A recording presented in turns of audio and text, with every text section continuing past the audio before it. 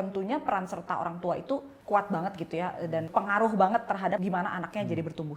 Disclaimer juga sebenarnya gitu, jadi kayak ketika kita bahas-bahas tentang parenting ini bukan untuk menyalahkan orang tua. Don, ajarin anak-anak untuk berempati itu gimana ya?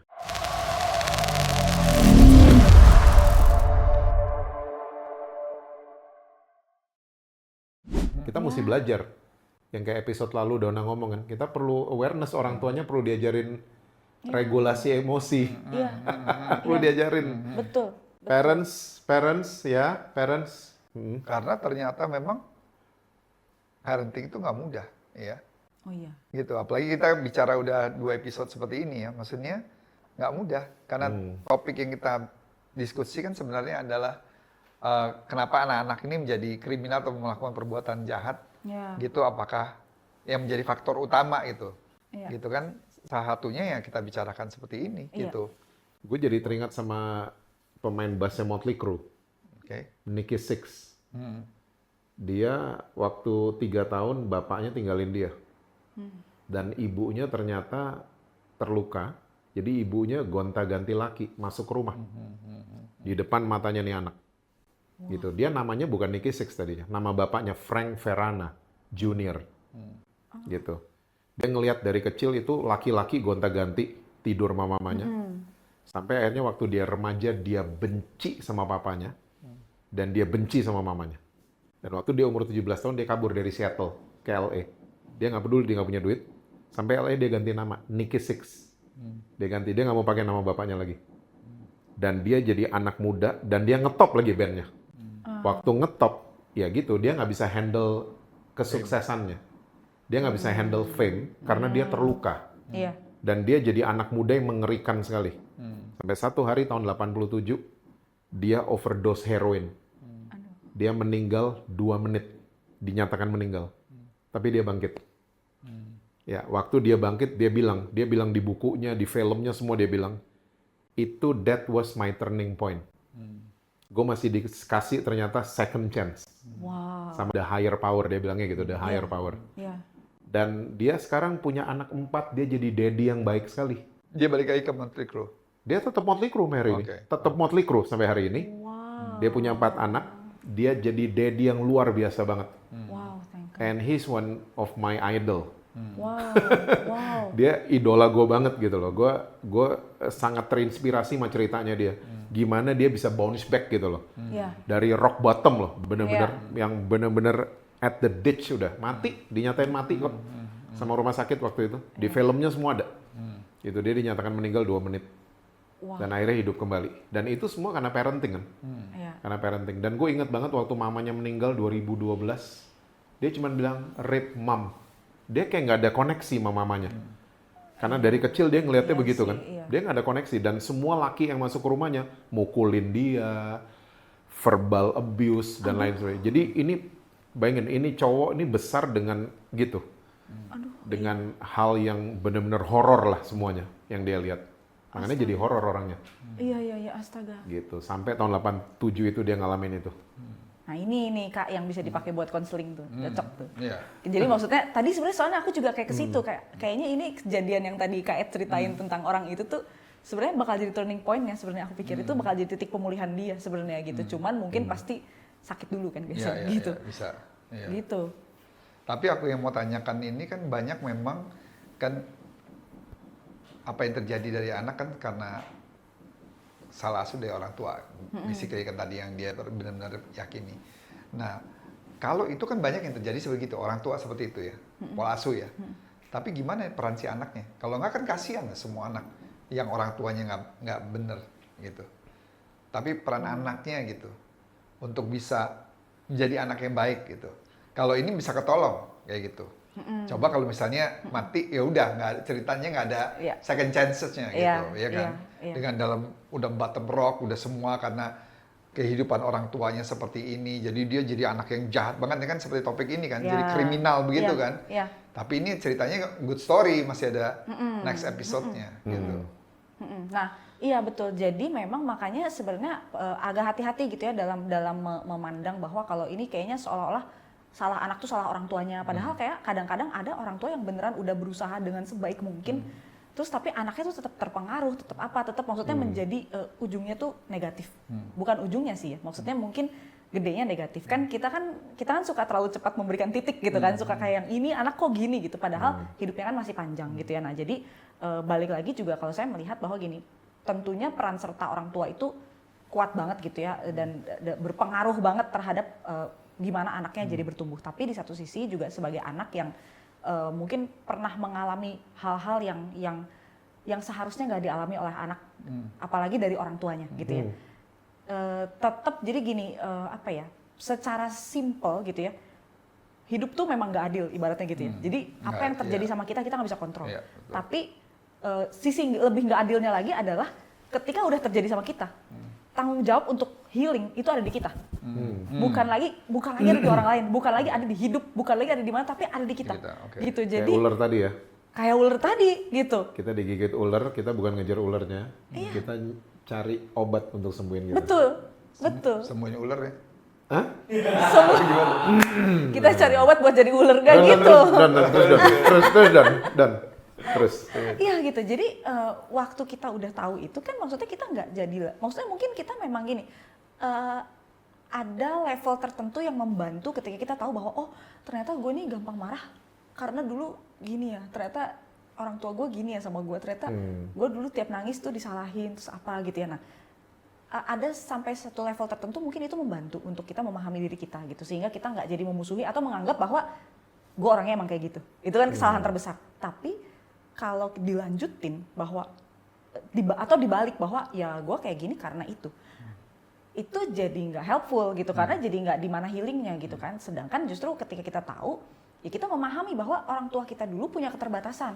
Jadi saya juga nggak terlalu berani untuk nyalahin orang tua gimana, karena dulu kan literasinya nggak setinggi ini gitu. Pemahaman dan wawasan itu tuh baru sekarang terbuka banget, terbuka lebar gitu. Tapi dulu orang-orang cuma belajar tadi, nggak ada sekolahnya gitu ya. Cuma belajar dari trial and error gitu, dan mungkin kita trialnya atau mungkin kita errornya gitu ya. Jadi nggak gitu. Jadi nggak bisa 100% banget nyalahin gitu. Jadi setiap orang tuh punya perannya masing-masing. Ketika kita perannya sebagai anak yang terluka sama orang tua kita, ya kita yang belajar untuk healing itu gitu. Belajar sendiri gimana sih caranya memberikan apa yang dulu lacking dari orang tuanya. Gimana cara saya memberikan itu kepada diri saya. Dan apalagi buat orang yang kalau di dalam istilah keuangan kan ada sandwich generation ya gitu. Sebenarnya di dalam parenting juga ada gitu. Si anak yang sebenarnya terluka sama orang tuanya, dan mungkin orang tuanya masih hidup, masih terus melukai, tapi dia udah punya anak juga. Dia harus mutus itu susah banget kan. Karena belum beres dengan dirinya sendiri, masih dikucurin terus dari atas, di bawahnya dia harus tahan gitu. Nah, itu apa namanya? Sandwich generation parenting. Sandwich parenting. Wow. Jadi tanggal 15 Maret nih pas nih kita bahas re-parenting. Enggak, karena yang dia bicarakan nih aku alami dua hal ya. Yang kamu bilang, kita harus take responsibility with our own destiny sebenarnya gitu. Karena satu, itu aku sendiri. Aku kan orang tua pisah dari umur 3 tahun. Dibesarin sama oma opa. Singkat cerita, 9 sama 11 tahun oma opa meninggal dunia. Sehingga aku harus besar sendiri, dibesarkan dengan seorang preman. Itu dari umur 12 tahun. Jadi benar-benar figur orang tua tuh sebenarnya benar-benar fathers banget.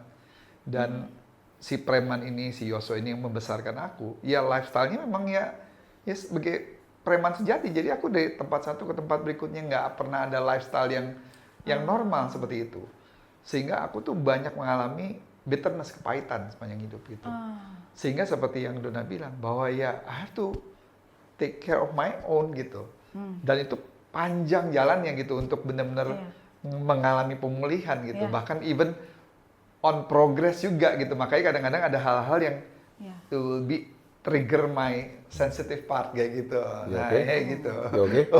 Oke. Ada air putih? ya kayak gitu satu. Nah, kedua adik aku. Jadi mama waktu udah pisah sama papa, dia nikah lagi. Nah, nikah, tapi waktu adik aku umur 1,5 tahun, suaminya selingkuh. Terus dia tinggalin dia. Jadi dia dari 1,5 tahun udah nggak punya father's figures. Nah, mama tapi sayang seperti kayak gini. Orang tua benar lakukan yang terbaik yang bisa, tapi nggak punya father figure-nya. Jadi dia lemah. Nah, aku ini kan masih juga masih struggling gitu, karena nggak punya, jadi hidup struggling, jadi mau bantu untuk supporting juga rada susah. Ya. Nah dari usia muda dia terjebak narkoba gitu. Nah mama usaha semaksimal mungkin, tolong gimana masukin rehabilitasi berkali-kali sampai dikirim ke Amerika, keluarin biaya semua, tapi terjebak lagi narkoba di sana. Dikirim lagi ke Singapura, di Singapura yang begitu ketat juga masukkan narkoba lagi, balik ke sini lagi, terus menerus. Akhirnya dia nikah, punya anak gitu, tapi sampai satu titik kena HIV dan AIDS karena dari narkobanya itu udah nyebar gitu. Iya. Nah udah 3 tahun terakhir itu ya udah dia akhirnya dia bertobat, tapi dia bersaksi ke sekolah-sekolah kemana-mana, tapi sehari dia harus minum obat sekitar 28-30 every single day. Jadi udah kena ginjalnya, livernya, jadi nah itu ya sampai akhirnya dia meninggal gitu, dikelilingi kita semua, my mom, istrinya, my sister, me, and him gitu, di detik terakhir di rumah sakit Siloam. Wow. In this case adalah my mom try her best untuk sebagai mom, Iya. tapi dia lacking juga pasti father figures juga, Iya. tapi dia terjebak di dalam satu lingkungan yang nggak mudah untuk keluar dari narkoba itu, sindikatnya gitu, jadi jatuh bangun Iya. gitu. Iya. Jadi ya seperti cerita KJC yang The Motley Crue, si itu ya dia bagus, dia dapat kesempatan. Ada turning back-nya ya. Ini juga dia ada ya ada tadi turning ya? back 2 tahun, tapi badannya udah nggak sanggup Iya. kayak gitu, sampai Iya. dia harus ngembuskan napas terakhir. Jadi ya kasihan seperti gini kadang-kadang, makanya satu sisi memang kita harus take care our own, Iya, betul. tapi kamu juga bilang untuk take Tapi care nggak mudah. someone itu take the whole village. Yes. Gitu kan. Yes. Jadi my mom sendiri nggak cukup. Iya. Tapi aku nggak bisa pada saat itu. Aku cuma bisa sama my wife waktu itu ngedampingin 1 tahun terakhir di rumah sakit. Tiap hari kita kayak guru sekolah minggu. Jadi pulang pelayanan, nanti jam 12 sama 3 temen dia ngobrol. Itu 1 tahun dia Iya. di Iya. rumah sakit. Gitu. Wow. I'm overwhelmed. Nggak pernah dengar ya. Gitu. Pernah Iya. denger, cuman denger lo cerita kayak gimana gitu gue. Iya, Iya. nyes ya. Karena ya we all try our best. Hmm.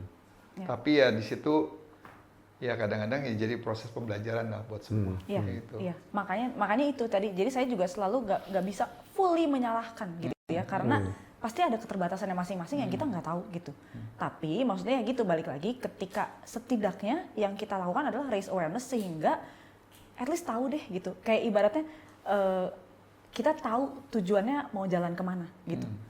At least kalaupun jalannya tersendat, kalaupun macet, kalaupun kita kesandung, kita jatuh, tapi kita kan tujuannya ke sana gitu. Tapi kalau kita nggak raise awareness ini gitu ya, kan orang jadi jalan sesuai yang mereka tahu aja dan nggak terbantu juga gitu. Nah jadi at least ke situ. Jadi disclaimer juga sebenarnya gitu. Jadi kayak ketika kita bahas-bahas tentang parenting ini bukan untuk menyalahkan orang tua gitu kayak lu salah lu gini, karena being a parent itu pasti hard dan ya tadi gak ada sekolahnya gitu ya, nggak ada ilmu pastinya, bukan eksakta gitu ya.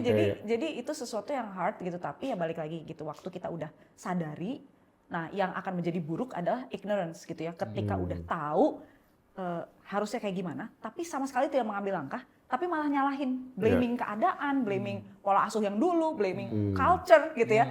Tapi nggak melakukan apa-apa buat diri. Nah itu yang maksudnya sebenarnya kita harus raise awareness-nya di situ gitu, baik buat parents maupun buat children gitu. Ini bagus banget tanggal 15 nih, kita bisa kupas semuanya. 15 kapan? Maret 2025. 2025. Tempat Tempatnya menyusul ya? gimana nih? Menyusul. Kalau nggak salah Menyusul. di PIK nggak? Ya. Belum tahu ya. Either di PIK atau di Gading Serpong. Oke. Siap. Alright. Iya. Kita mau bahas reparenting with Donna. Iya dong. Ya, iya. Iya. Kayaknya bagus yang kita bicarakan ini, bagus karena buat orang juga bisa tanya jawab setelah itu. Iya, dan nanti kita bakal lebih lengkap dong Iya. bahas ini gitu. Don, ajarin anak-anak untuk berempati itu gimana ya? Itu ada standar mulai umur berapakah? Atau dari dia baby kah? Iya, sebenarnya kalau mau ideal kan pasti dari dalam kandungan dong, gitu ya. Jadi maksudnya dari sejak kan manusia itu sudah terbentuk dari dalam kandungan gitu. Jadi ya kalau mau idealnya ya tentunya sedini mungkin, gitu. Dan kalau dibilang caranya gimana, ya selalu balik-balik lagi ke situ. Caranya adalah dengan orang tuanya punya empati atau enggak gitu. Jadi kan empati itu bukan mengajarkan bahwa nak kamu tuh harus gini sama orang. Tapi kan anak itu kan belajar kan dari contoh gitu. Jadi ketika kita memperlakukan orang seperti apa, ya seperti itulah yang anak-anak itu kan seperti spons gitu ya. Jadi dia benar-benar menyerap full gitu. Ya kalau kita cuma ngomong A tapi perilaku kita B, yang akan dia serap ya B pasti. Gitu. Karena itu yang dia lihat gitu. Ya, teladan. Gitu. Jadi memang dari perilaku orang tuanya sebenarnya sesimpel itu. Gitu. Apalagi kalau orang tua yang melihat perilaku anak melakukan hal yang kasar dan senonoh, tapi malah disupport ya. Iya, atau kayak lucu gitu ya. Maaf nih, maksudnya ada beberapa saya lihat konten gitu yang anaknya gak sengaja tuh ngeluarin jari tengah gitu maksudnya. Anak bayi gitu, gitu kan. Wah, terus kayak dapat praise banget, kayak wah lucu banget gitu. Anak ini nggak sengaja nih, maksudnya masih kecil kan? Anak bayi, jadi maksudnya dia nggak punya kontrol juga kan, dia mau naikin jari yang mana gitu. Tapi terus jadiin konten, terus jadi apa, jadi seolah-olah itu kan perilaku yang di-reinforce ya gitu, yang kayaknya mendapatkan apresiasi. Jadi anak itu bertumbuh dengan pemahaman bahwa, oh ya kalau gue kayak gini gue lucu gitu, gue dapat apresiasi gitu. Dan waduh gitu, padahal kadang-kadang ya gitu, kadang-kadang for the sake of entertaining the parents gitu ya. Kalau sekarang yang saya lihat gitu banyak loh, maksudnya coba deh perhatikan konten-konten di Instagram contohnya gitu ya. Saya orang lama masih Instagram nggak TikTok. Hei, kenceng banget kau ketawa. Iya, ya itu. Jadi konten-konten itu tuh selalu misalnya gini, prank, ngeprank anaknya gitu. Terus anaknya sampai nangis, terus orang tuanya ketawa, hahaha gitu. What does that teach them? Itu mengajarkan bahwa gini, not only orang-orang yang seharusnya menjadi sumbernya rasa amannya si anak itu, justru in the first place yang menipu si anak dengan sengaja, dan setelah itu ketika anak terluka, diketawain dan dipertontonkan, diketawain dan dipermalukan. Wah, bisa merusak banget dia punya karakternya juga. Itu kayak itu boom banget gitu loh. Dan itu sekarang maksudnya terus buat apa? Buat views. For the sake of itu entertaining parents and their friends gitu. Itu selfish sih gitu. Nah, jadi untuk bagian itu salah banget gitu ya. Jadi kayak aduh nggak usah banget deh gitu. Apa sih pengen lucu banget gitu. Dan anaknya tuh nggak ngerasa lucu kan. A joke is funny kalau dua-duanya merasa itu lucu gitu. Kalau cuman yang kasih joke yang ngerasa lucu, dark. Iya, bullying kan jatuhnya gitu. Bully. Gitu. Itu yang lagi saya perhatiin, dan aduh itu sayang banget sih kayak gitu. Karena itu dari kecil udah ngajarin anak untuk ya boro-boro empati gitu. Ngajarin anak untuk trust issue, ngajarin anak untuk ketika ada orang lain yang susah dia ketawain, bahkan dia permalukan gitu ya. Itu sih. Ya, mungkin sosial media hari ini juga banyak pengaruh ya. Wah, iya banget. Jadi apalagi di Indonesia ya, yang dalam tanda kutip buruk-buruk gitu malah rame. Get attention banget, viewersnya malah banyak. Bukan cuma Indonesia tapi kayaknya di luar juga. Di luar juga itu. ya. Gue setuju sama salah satu stand up komedian di Indonesia, Raditya Dika. Dia bilang kalau mau bikin konten, bikin yang bagus. Karena kita nggak bisa mengatur viewers, kita nggak bisa ngatur. Yang kita bisa atur adalah make a quality video. Itu yang kita buat. Tapi yang terjadi adalah yang tidak berkualitas malah viewersnya gila-gilaan. Dan kebanyakan yang tadi Donna cerita, yang anaknya tiba-tiba gimana, segalanya itu yang jadi get the attention gitu loh. Iya. Gitu. Jadi sosial media hari ini pengaruh juga ya buat parenting ya. Iya banget. Jadi memang sebenarnya harus sememilah-milah itu sih gitu. Karena kadang-kadang cuman merasa itu sesuatu yang harmless kayak prank. Ya ini kan cuma prank, namanya juga cuma bercanda gitu ya. Yang banyak hal-hal menyakitkan dan melukai itu yang dibungkus dengan kata cuman bercanda gitu. Iya, tapi maksudnya buat apa gitu kan kalau ternyata itu berpotensi malah bukan cuma melukai tapi merusak anak sampai dewasa gitu. Dia bertumbuh dengan pemahaman seperti itu. Gitu. Karena sosial medianya sih sebenarnya nggak salah, tapi kalau dilihat kontennya kontennya bukan yang memberikan inspirasi positif buat parenting di sosial media, tapi hal-hal yang kurang baik gitu. Itu yang menjadi masalah. Sehingga si parenting itu ngelihat sosial medianya adalah hal-hal yang membawa dampak buruk buat anak-anaknya gitu. Contoh dan teladannya. Tapi balik lagi nggak bisa nyalahin sosial media karena tadi FYP. Tapi benar maksudnya karena itu kan bicara soal apa yang sering kita lihat, dia akan ke situ kan. Jadi artinya maksudnya sebenarnya memang ya kalau kita mau lihat yang bagus-bagus, pasti akan keluar seperti itu. Iya, betul. Betul. Sekarang bukan yang kita lihat aja, yang kita ngomongin dia juga denger. Bener. Masuk bener, juga dia, jadi bener. apa yang kita lihat dan kita omongin sekarang. Bener. Saya kalau lagi kayak gitu cari hampers Natal nanti muncul iklan itu. Saya sering gitu, serius. Oh gitu langsung ngomong gitu? Ada beberapa company sampai gue denger kalau rapat handphone ditaruh di locker. Iya. Ditaruh di iya. locker. Iya. Udah nggak dibawa ke ruang meeting sekarang handphone. Kalau kita butuh uang itu, saya butuh uang, satu butuh uang itu. Yang muncul iklan pinjol. Muncul iklan pinjol. Lo coba aja kasih tau gue. Ntar sebentar lagi keluar di Ini nanti lihat aja nanti iklannya di KJC roti bakar. Iya, iya nih, iya kayaknya nih. Martabak. Ah ya di Martabak. KF Martabak coklat. Iya. Oke, Donna. Cannot wait gitu untuk Iya, tanggal 15 kita on site, kita ngobrol-ngobrol lebih jauh. Yes. It's always excited sharing knowledge, experience gitu, wisdom. Likewise. Amazing banget ya gitu. Kayak kita pokoknya belajar banyak. Thank you for always being part of our family. Iya, Temenan. Thank you KF, Gitu. KJC. Thank you banget. Gue kalau ngobrol sama Donna tuh kayak lagi belajar. Oh gitu. Kalau sama gua? Kayak apa ya? Bingung dia. Kayak lagi, Lagi kayak lagi belajar nonton juga, film. Film apa? Bingung kan? Ya tadi dia kayak ngomong gitu kan bingung. Oke, thank you Donna. Oke, thank you kakak-kakak. Iya. Oke guys, untuk kalian yang mau support podcast kita, bisa langsung nyawer di Saweria di bawah ini. Dan untuk kalian yang punya pertanyaan, please drop pertanyaan kalian di kolom komen kita. Nanti tim Housetops akan menseleksi semua pertanyaan dan kita akan jawab di episode-episode berikutnya. Dan untuk kalian yang mau jadi member eksklusif daripada housetops.kreasi, nanti kalian akan mendapatkan konten-konten eksklusif dari kami semua. Oke? So it's time for food Testing. testing.